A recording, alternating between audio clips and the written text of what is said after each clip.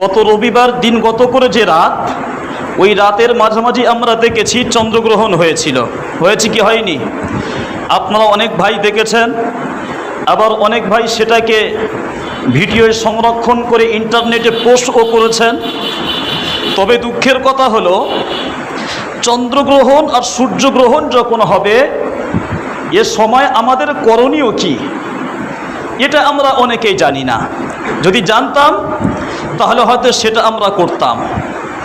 তাহলে এই কঠিন সময়ে কি করণীয় সেটা আমাদের জানার প্রয়োজন আছে না নেই? জি, জানার প্রয়োজন আছে।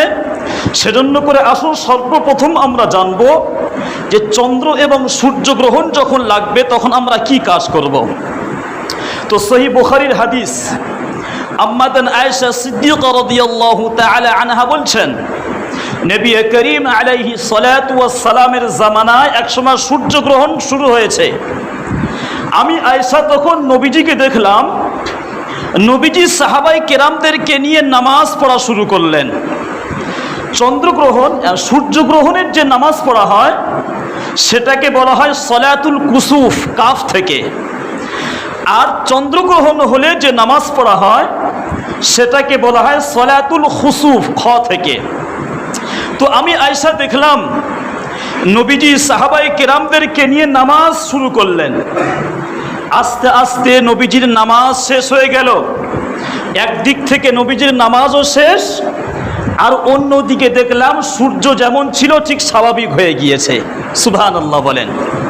তো নবীজি ওই যে সূর্যগ্রহণের নামাজ পড়িয়েছিলেন, সূর্যগ্রহণের নামাজ শেষে নবীজি সাহাবায়ে কেরামদের সামনে খুব গুরুত্বপূর্ণ একটি ভাষণ দিয়েছিলেন, খুব মজবুত একটা লেকচার দিয়েছিলেন।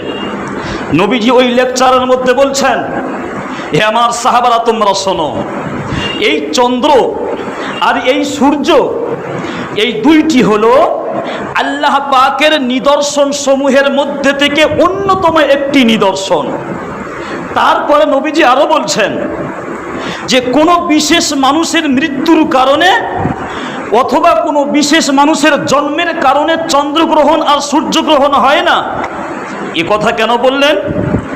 এ কথা এজন্য করে বলেছেন যে জাহিলি যুগের মানুষেরা এ কথা বিশ্বাস করত যে যখন বিশেষ কোনো মানুষের জন্ম হয় তখন চন্দ্রগ্রহণ আর সূর্যগ্রহণ হয়, আবার যখন বিশেষ কোনো মানুষের মৃত্যু হয় তখন চন্দ্রগ্রহণ আর সূর্যগ্রহণ হয়।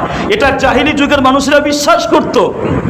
নবী করিম আলাইহিস সালাতু ওয়াস সালাম তাদের এই বিশ্বাসকে নাকচ করেছেন এবং সাফ করে পরিষ্কার করে বলেছেন যে কোনো মানুষের জন্মের আর মৃত্যুর সাথে চন্দ্র আর সূর্যগ্রহণের কোনো সম্পর্ক নেই। তারপর নবীজি সূর্যগ্রহণের নামাজের শেষে আরো বললেন, আমার সাহাবারা তোমরা শোনো, যখন তোমরা দেখবে যে আসমানে সূর্যগ্রহণ শুরু হয়েছে বা চন্দ্রগ্রহণ শুরু হয়েছে তখন তোমরা চারটি কাজ বেশি বেশি করে করবে। কটি কাজ? চারটি কাজ বেশি বেশি করবে। নবীজি বলছেন, এক নম্বর, ফাদউল্লাহ, তোমরা বেশি বেশি করে আল্লাহর কাছে তোমরা দোয়া চাইতে থাকবে।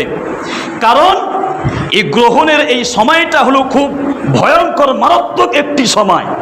বেশি বেশি করে তোমরা দোয়া চাইবে আল্লাহর কাছে।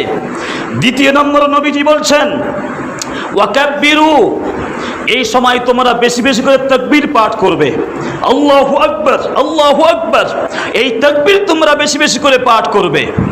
তৃতীয় নম্বরে নবীজি বলছেন, যখন তোমরা দেখবে যে চন্দ্রগ্রহণ বা সূর্যগ্রহণ শুরু হয়েছে, ফাসাল্লু, তোমরা তখন নামাজ পড়া শুরু করবে। চন্দ্রগ্রহণ হলে সলাতুল খুসুফ আর সূর্যগ্রহণ হলে সলাতুল কুসুফ, এই নামাজ তোমরা শুরু করবে।